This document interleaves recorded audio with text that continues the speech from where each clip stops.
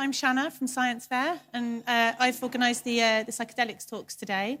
And this is Victoria, or Ria, who's been organising the cannabis talks together with Sam Cannon. So I'll just start by telling you a little bit about why I wanted to do Psyence Fair, the ethos of that part of the event, and then I've got a presentation for you. So the idea behind Psyence Fair is that as academics and scientists working in psychedelic research, we go to conferences and we share our work, and we're all very interested in hearing about what everybody else is doing. And we really enjoy these events, but the time to network and socialise together is always limited. We get to share a coffee, maybe pass a business card, and then we move on and we speak to somebody else. And there really isn't that kind of downtime and socialisation built into that model. So I had this idea of bringing together everybody to share their work in the same way. You know, we've got all of the AV facilities, we've got, you know, the conference facilities there, but we're going to have this festival element, and it's going to be, you know, nighttime entertainment and camping and all of that kind of thing. So we teamed up with Product Earth, who already have all of that in place. So we're bringing in the seminar zone, and it will allow this scientific community to come together and really make friendships as well as, you know, business acquaintances. So that's my role. And Vicky, will you tell us your side of things? I'm Victoria, Vicky, two names. I write as Ria Green, so my magazine's Green Queen magazine, and we write as Ria Green. Have I got feedback? Is that terrible, Mike? No? So I started my cannabis journey a long time ago. I grew weed. My mum's always used cannabis to treat her MS. I used to work in a hydroponic shop. And I never thought I would ever tell anybody about it, to be honest. And then in 2012, I had a couple of years where I assisted on ayahuasca ceremonies. I assisted in London on some illegal ceremonies, and we took a group of 35 people out to the jungle in Peru. And it's a life-changing experience, and it's explaining something that's quite unexplainable. But I suppose the beginning of the journey was actually a talk that I attended in 2011 that spoke about the 7 shamanic master plants, and I'd never heard that term before. And I was like, ooh, what are they? So the 7 shamanic master plants are peyote, San Pedro, cannabis, ayahuasca, iboga, mushrooms, and tobacco. And all of these plants have indigenous stories that go back a long time.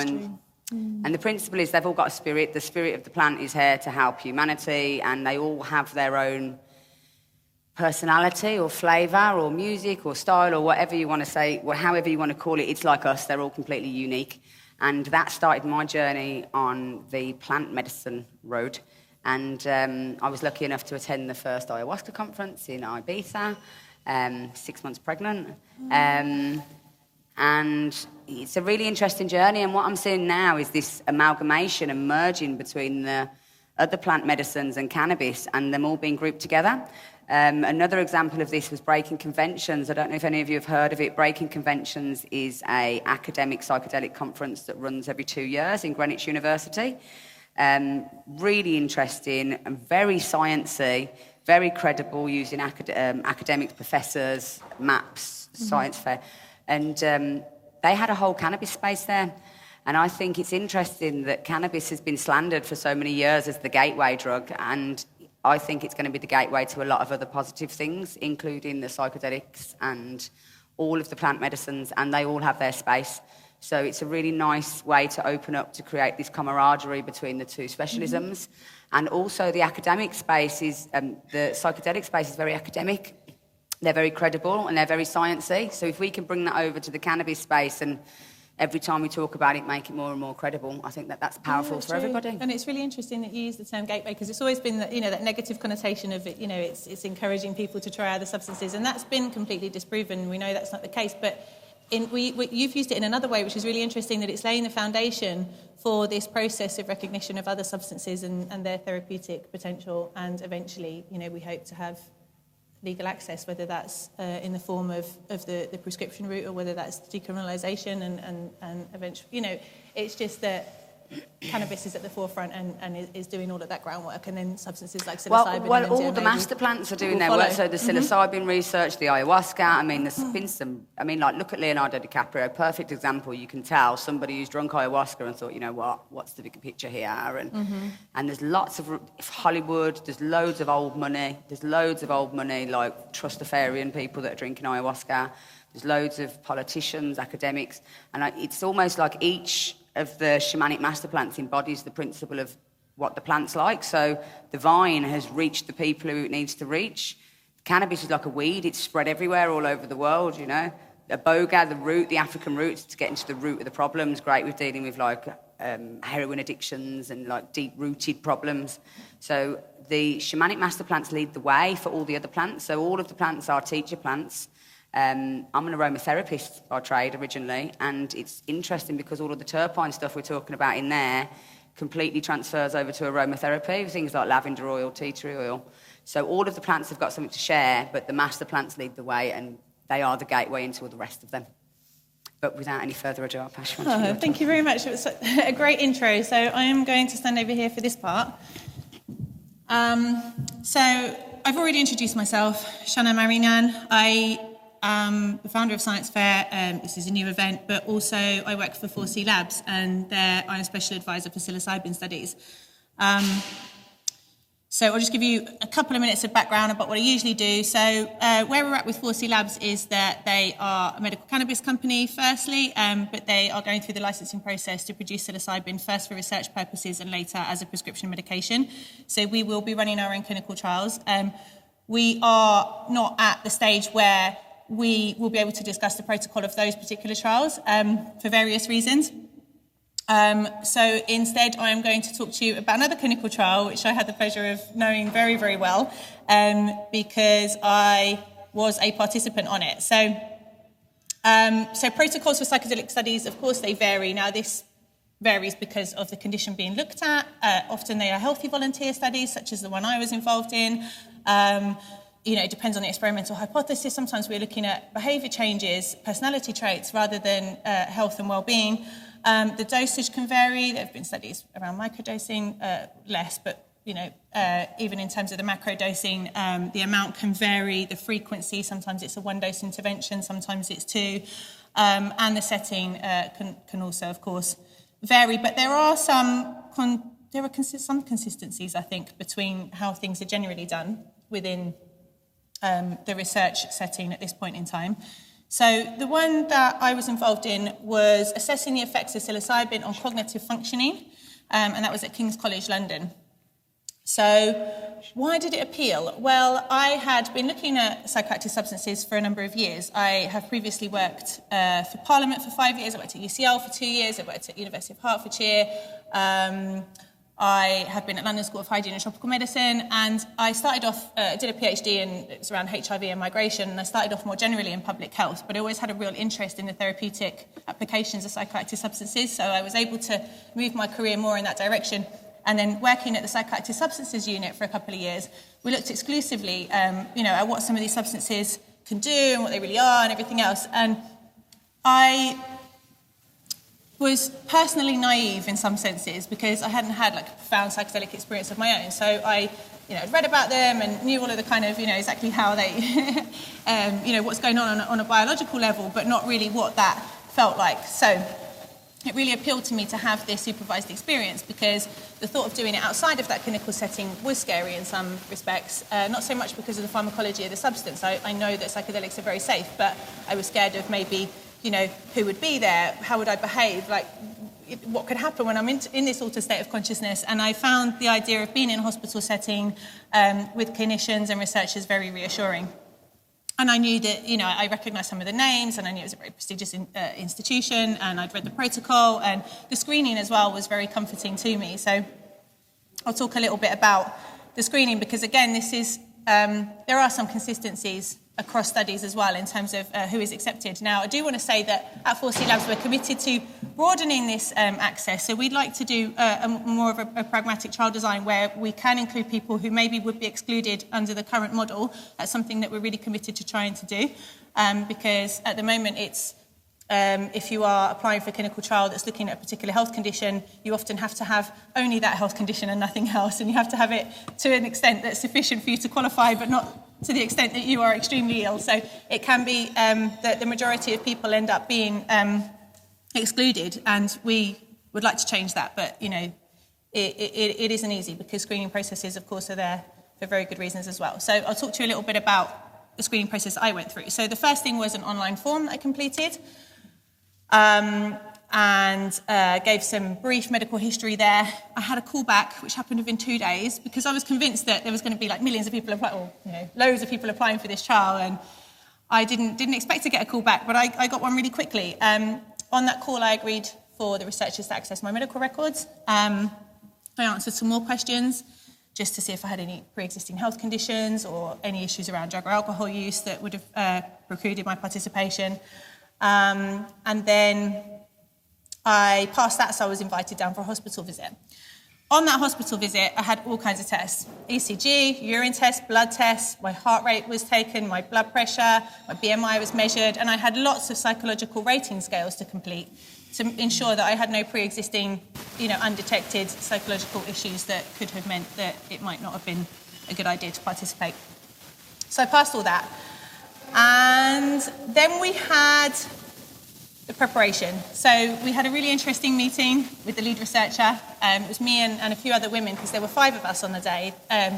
There were 100 participants in the study as a whole, but we were in groups of 5. So on that day, there were 5 of us. So we had this session, and we talked through our expectations, any worries that we had. And I remember one participant said, what if we think, because the researcher said, just go with it, like whatever's happening, go with it, because when people get scared or they have a bad trip, it's generally because they're trying to fight the experience. They don't want to let go, and they're holding on too hard to their sense of self, and you've got to just trust the process.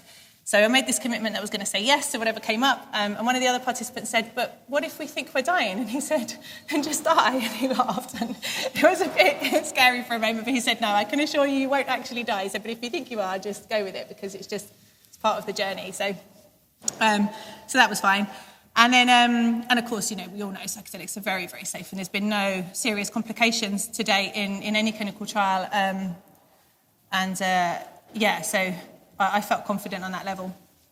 So the next thing was dose day. I'm going to tell you about that separately in a second. And then we've got step 5. So we had to come back the next day, talk through our experiences. So some people would have had an experience, some people wouldn't, because we didn't know if we were going to get a placebo or not. But everybody was invited back and to share their thoughts and just check that they were okay, and to do some post-tests as well, because there was lots of post-test data collection. Because we had, before we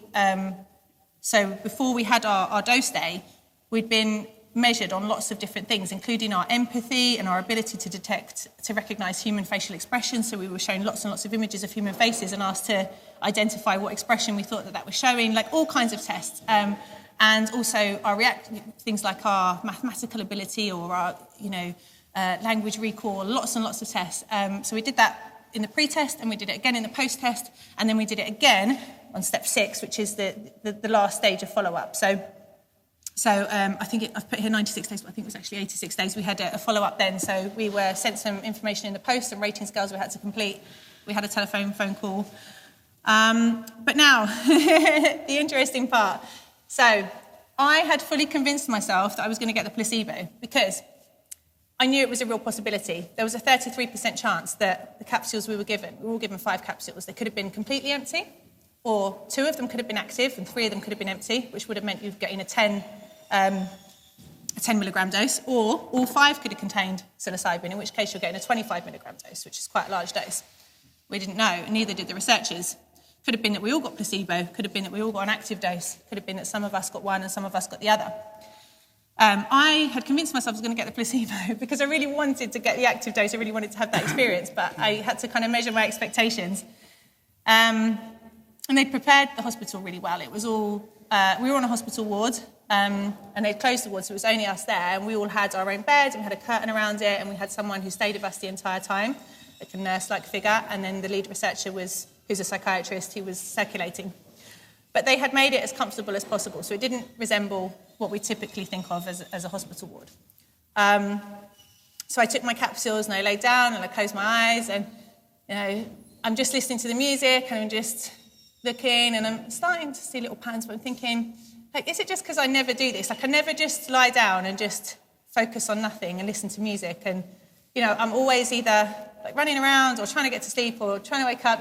When do you ever just take that time out just to stare at nothing? So I wasn't really sure if it was really happening or not. And then it started to intensify, and I thought, okay, yeah, something's definitely going on. And then it started to get really abstract, and so there were these like huge melting globes around me, and it was like I was in a Salvador Dali painting, and it was all quite strange, and I'm just like floating through it, just really intrigued in it all. And then it started to solidify further, and then all of a sudden I'm in this kind of alternative reality. So it felt very real as this now, but I was no longer in the hospital ward. And in front of me were 5 little aliens who'd come to show me around, and they were like really excited, and they were like, hi, come with us. And they were saying to me, like, do you want to come with us? Do you want to come with us? We've got so much to show you. And I was like, yes, because I'd made this commitment. I was going to say yes to everything. So I was like, yeah, okay. So yeah, they invited me to go with them, and they promised that they were going to show me. They were promising me everything. They said, we've got so much to show you. We know exactly what you need. We're going to tell you the meaning of life, and we're going to show you the real God. I was like, wow, okay.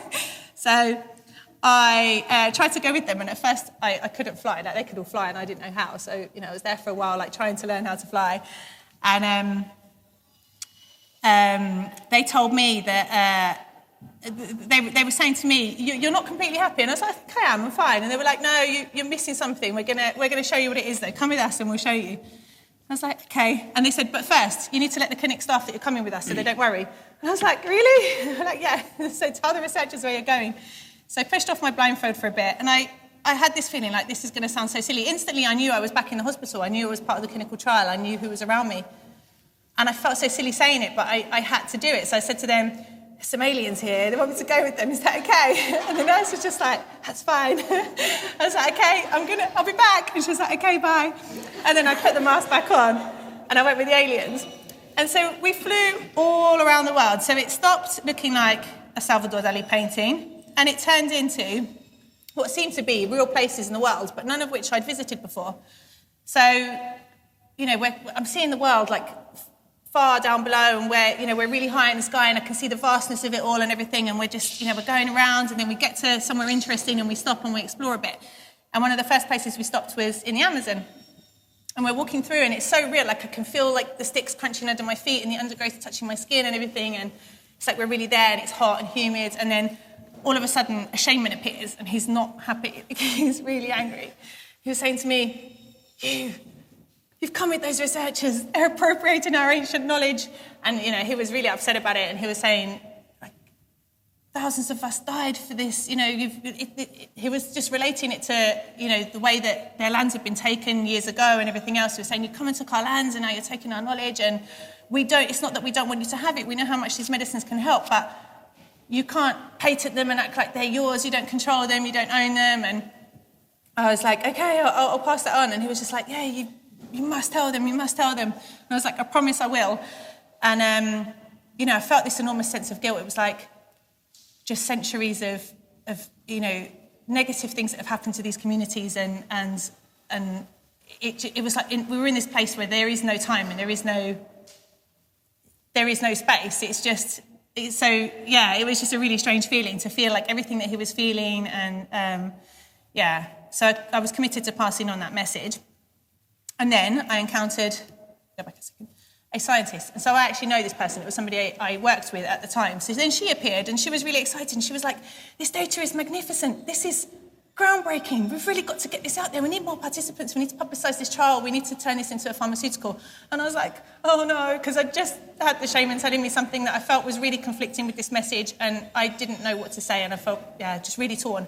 And then I thought about it, and I thought, right, he didn't say we can't use it. He just said that we can't control it in a way that limits people's access to it, and we can't forget where it came from, and we need to acknowledge, where the source of this information came from. So I thought, okay, as long as we do it respectfully, maybe there's a way. So I agreed to pass on that message too. And I passed some friends of mine, so some people came forward, and I saw people that I should, they were telling me, you need to really value this person because they've always been there. And then another person, they were saying, you need to worry, this person needs you, like maybe they're struggling with their mental health. And for a minute I felt what they were feeling, and behaviours which had appeared to us quite self-destructive and, without reason, all of a sudden made sense. I had this feeling of empathy. I saw other friends that drink quite a lot, and the mushrooms were quite disapproving of that. They said, the mushrooms don't like binge drinking, apparently.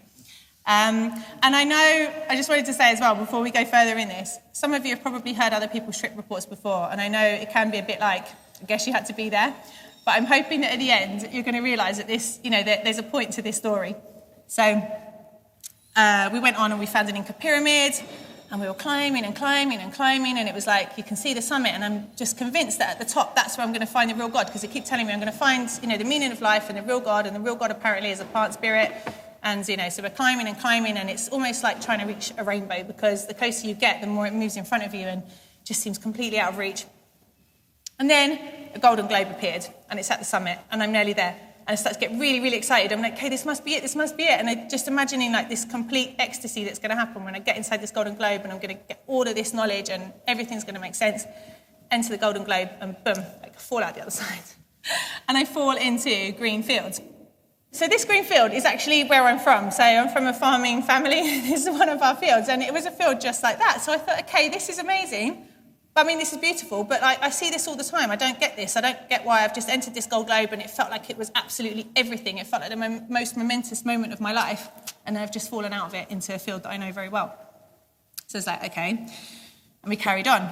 And it's now moving really, really fast, and it's a bit like a fairground ride that I just want to get off, because there's so much information, and we're just whizzing through all of these different parts of the world, and I just don't get it anymore. And I'm just like, maybe there is no point to this. I've seen all of these things, but like maybe it's just a rehashing of all of the different things I've heard about other people's psychedelic experiences before, because we heard about so they berated me for not being fully vegan. I've been vegetarian since I was 7, but the aliens did tell me that I need to avoid dairy as well. So, I saw the shaman. There was an element of me being scared that I was going to end up being a hippie afterwards, because they were telling me I had to change in order to receive this knowledge. There was that anti-alcohol element. Of course, there were the aliens. There was the Golden Globe. I just thought, maybe this is all just, everything that I've heard, and I'm just putting this together. Maybe it's a creation of my own mind, and there is no point. So I started saying to the aliens, I don't get it, please. I've done everything that you said. You told me to leave behind myself as I know it. You told me to, just kind of follow you and trust you. And I've done everything. Like, we've climbed mountains. We've done everything. And I still don't get this message that you're trying to show me. Like, where's the meaning of life? And where's this, the real God that you told me about? And they said, you don't get it? And they were just, visibly frustrated with me. And they're kind of looking at each other like, can't believe she doesn't get it.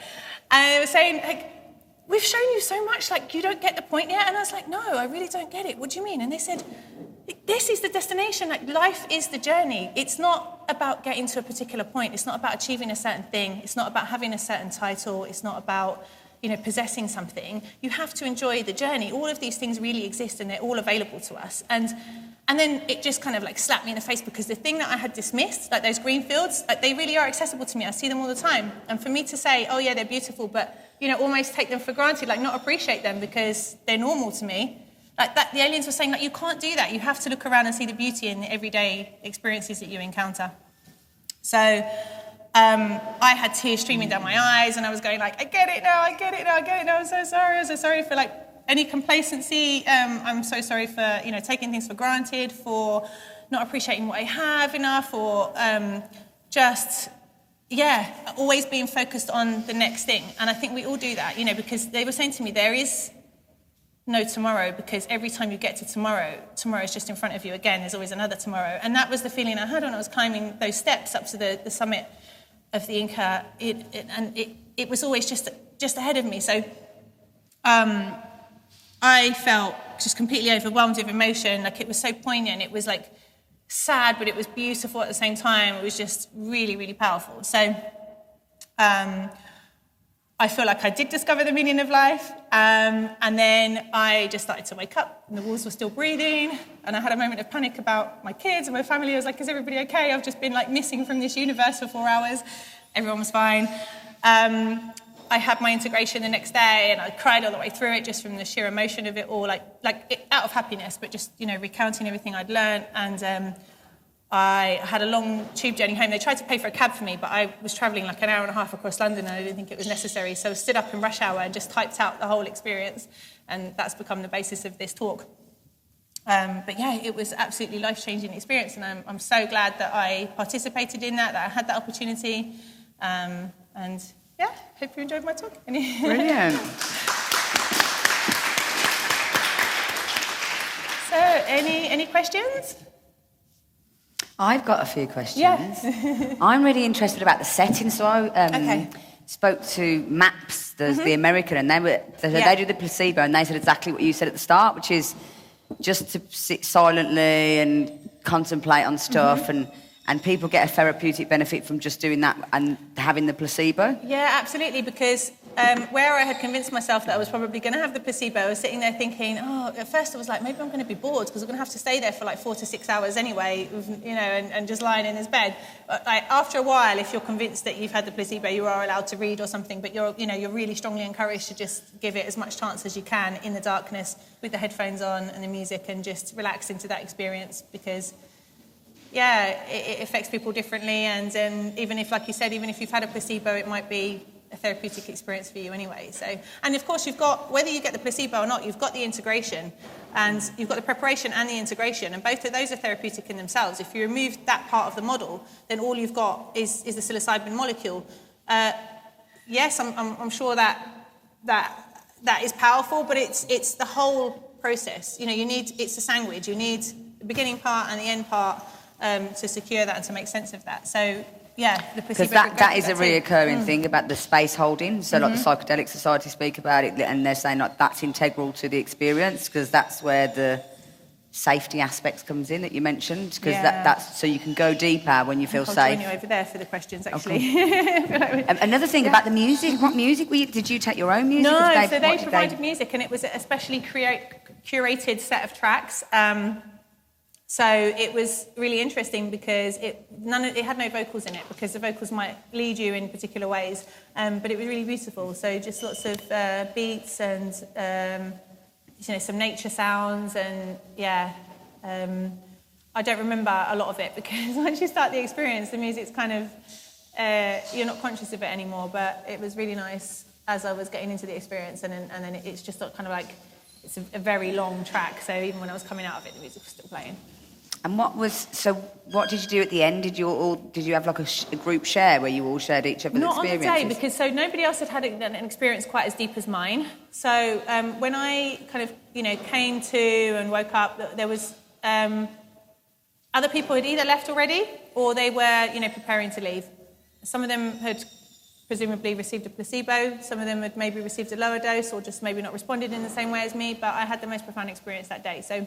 But it was really funny, because I was there thinking, there's no way I'm going to be able to explain what happened. There's no way anyone's going to understand this. And I just had so much to say. Like, I wanted to just shout from the rooftops about what had just happened. And I thought everyone's going to think I'm crazy. And then they handed me this rating scale that was about mystical experiences. And it literally asked things like, did you feel like you were in the presence of a deity? Or did you encounter any other, like, non-human beings? Or did you, it was like, oh, wow. And they said, yeah, it's totally normal. We have like maybe 1 in 5 people that experience stuff like that. So, and that's obviously 1 in 5 out of a group where many of them are getting either the placebo or the lower dose. So once you get to a certain dosage, it's quite consistent that people have these mystical experiences. The medicine you took itself, was it derived from mushrooms or was it derived from... So that's a really interesting question. It's synthetic psilocybin. And lots of people have been really surprised that I still had such a mystical experience. And I realised afterwards that those 5 little aliens, because they were small and white and like, dome-headed and everything, I realised after that they resembled the 5 capsules of, because they were mushrooms. And it was because I took the 5 capsules, and that's the significance of why there were 5 and they looked like that. And so it's really weird that even though it's synthetic psilocybin, that it had all of this meaning, and I don't think it was that anything was lost because it wasn't a whole plant extract. Although at 4C Labs we are committed to developing psilocybin from actual mushrooms, because there may be value in that. Mm-hmm.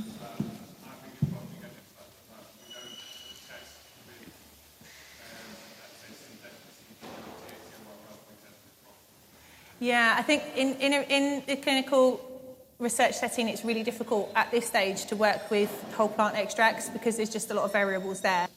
Well, one of the things that I took away from the ayahuasca conference was we had all these scientists in one room that were going, we've done this study and we've got these people and they're aged between 17 and 36 and they're black and white and men and women and they were really dry and flat talks. When you're listening to us talk, you're like, oh. And they did a graph, and the graph was the most terrible graph I've ever seen in my life. And then in the other room, the indigenous elders said, if you're an idiot and you drink ayahuasca, you'll still be an idiot. And it's like the tribal knowledge is so grounded and down to earth and real, and like what we're trying to explain in this scientific way is magic and an invisible. It's an invisible thing that you're trying to make. No, exactly, and that's why I really wanted to experience it for myself in that setting, because you can have all of the data at your fingertips and all of the research evidence, but it doesn't really tell you how that experience is going to be, because it's just something that's indescribable, and until you've experienced it personally, you just can't understand how. So I'm presuming you'd suggest it to other people then? Is this something that so I think it's it's something to handle with care, but as long as you've got the set and the setting worked out, you know what you're taking, and you do so in the most responsible manner possible, then I think it, and also what's that? And bearing in mind that there may be some conditions which at this stage we don't know enough about in terms of contraindications. So are these studies still open? If anybody wants to get on the trials, are they accessible? So on the Psyence, that particular trial is finished now, but if you, on the Science Fair Instagram page, every time we hear about a psychedelic trial happening in the UK, post the information there. So there are a couple up there at the moment. There's one about eating disorders, and there is one which is for healthy volunteers for DMT. So please go to the Science Fair page and we will post any upcoming studies there. Yeah. Was the setting in the hospital on the ward sufficient? Yeah, I thought it was perfect because they closed the ward, so there was no one else there. It was just the 5 of us in the 5 beds, and we had lots of space between us. We had privacy because the curtain could be pulled if we wanted it to be.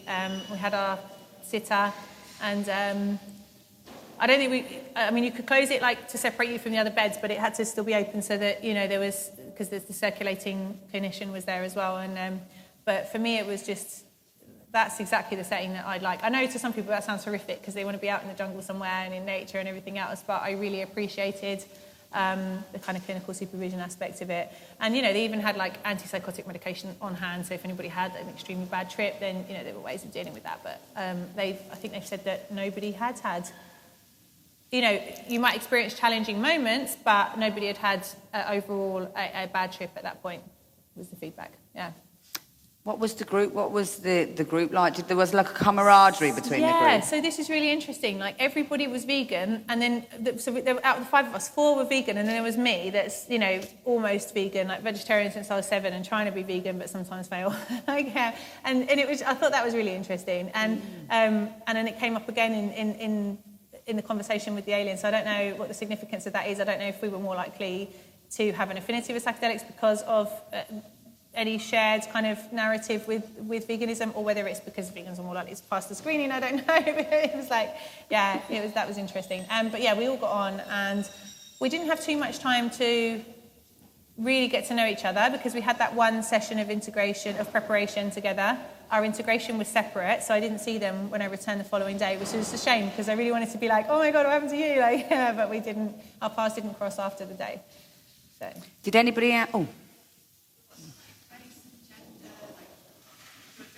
Yeah, so demographically, there wasn't a lot of diversity in terms of ethnicity. I did notice that, and I think that's a shame. And I don't know whether there was the fact that we were all women. I don't know if that was a conscious decision because maybe they divided us by gender because you've got 100 people and you're splitting them into groups of 5. Perhaps they felt like as women we'd be more comfortable around each other. And I do think that's the case because I would feel, I think one of the concerns, not in that setting because everything's so controlled and it's super safe and whatever, but one of the concerns that I had about taking a psychedelic outside of that supervised context was the risk of maybe sexual, predatory. Some kind of, predatory sexuality. Yeah, some kind of exploitative experience that could happen when you're in an altered state of consciousness. I think as women, we have that concern. Yeah, but consent prior to ingesting any psychoactive substances that could influence your decision. Yeah. So. Mm-hmm. Yeah. Yeah, they should give some broad demographic information, so that's typical in a clinical study. You will say what the gender breakdown is, and you may say a very rough kind of breakdown in terms of ethnicity, but because it's quite a small, 100 people is quite a small sample, so, and then they will talk about what percentage was psychedelic naive and what percentage were not, and what other demographic age, the age range will be given as well. And that's usually about it. It would be great if we could do studies with thousands of people instead of hundreds, because you'd be able to break things down a lot more, but it's difficult. Recruitment is difficult, it's very expensive, and just with I think the challenges of recruitment are around these exclusionary criteria, that you get lots of people who are interested, but very few people who actually qualify for various reasons. Resource-wise, there's really good resources on breaking conventions. They all academically, they do all the academic papers, because a lot of the students are doing it as supporting their master's degree. They've got a lot of open source data and maps and ICE. They publish all their protocols as well, don't they? They're very upfront about how they do things. A lot of this stuff is transparent. Sorry. Is the use of a rose, is that used only in sessions that are treating trauma and depression, or is that... Did you say the rose? Yeah, at the end. Oh, I don't know, but it wasn't involved in mine, so don't know if that's a particular protocol of one study. So people were offered a rose at the end? At the end, yeah, to kind of try to reconnect with nature. Oh, that's interesting.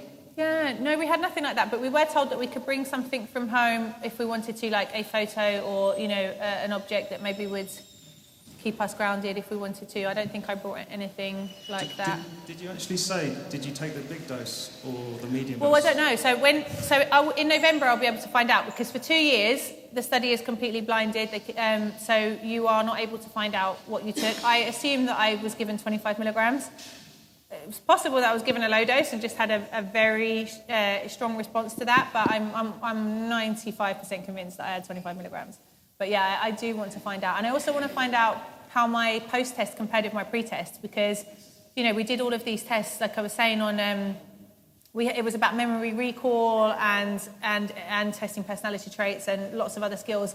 There were loads of pre-tests that we did, and I just want to see how my performance compares with afterwards. So looking forward to finding out in November. And what do you feel the future is for this being used in medication treatment? Yeah, I'm absolutely convinced, because even before I did this experience, the data is overwhelming. When you look at the trials on depression or post-traumatic stress disorder, emerging data on eating disorders, on so many different psychiatric conditions, it's like nothing else that we've seen. It blows SSRIs and similar medications out of the water. The data is just it's so compelling. So I was already convinced, but then having had this experience, I now understand why as well, because I just felt completely reset and refocused on what's truly important. We place value on entirely the wrong things, and it just really showed me that it's just about, it sounds really corny, but like supporting each other and protecting the environment and all of these things is what gives you true fulfillment. It's not about racing to, buy the latest car or whatever else. Yeah. I think one of the things that I noticed when we were talking about ayahuasca and a lot of the other psychedelics is this principle of we've heard ayahuasca cures cancer. We want to take out the psychedelic aspect and just find the bit that cures the cancer and take that. And it's you guys need to drink some ayahuasca. I know, I just think it's not possible, because it is the psychedelic experience which really gives you that new view on life. And I think this is why so much of the research focus to date has been on psychiatric conditions rather than physical ones, because it's not so much what's happening at kind of It's about changing your perspective. Yeah, it is. It's very much about that, and I just don't think you can de-link that from the psychedelic experience. I know there is, some research. I'm looking forward to seeing what we learn about this, but I expect that it is an integral part. And we know also that it's dose responsive, and it's also the people who have the most intensive experiences see the most therapeutic effect. And generally, if you increase the dosage, you're more likely to again see that level of experience and that level of change afterwards. So, but just to add, dosage with psychedelics can be quite peculiar, especially ayahuasca being a perfect case. Sometimes you go in and people go, I'm going deep, I'm going to have a really strong one, and you have it and nothing happens, and you get other people have a little tiny thimbleful and they're gone. Ayahuasca in particular can be really unpredictable. And mushrooms too, because different strains of mushrooms, even within the same strain, different growing conditions, all of those things can affect the quantities of psilocybin that are present. But I guess it's much more standardised in a clinical trial if they're using, especially where synthetic psilocybin is being used. Again, I'm strongly for all the benefits of using a whole plant or whole mushroom version. But that's one of the things that we have to get to grips with, is how do we standardise something which grows naturally? And there are ways of doing that, but it's just a longer process. But it's interesting as well if you think that the plant takes on the nature. If you think like carrots help with your eyes and walnuts help with your brain, it's like, what does the mycelium do? What do mushrooms do? And they clean up all the shit. They're the cleaners of all the rubbish. And from a health perspective, it's like, what is it? It's all this trauma and toxicity and rubbish, and it's like the mushrooms come in and they just start cleaning up. I think by temporarily reducing activity in the prefrontal cortex, it allows new pathways through the brain to connections that we don't typically have. So you've got areas of the brain, regions of the brain that are communicating with one another, which, in a normal state of consciousness have no relationship, and that gives you this whole new level of insight and perspective. It's like having a sixth sense, it really is. So there's this whole world of information available to you that you can't normally access, and it feels very, very real and very relevant and very personal.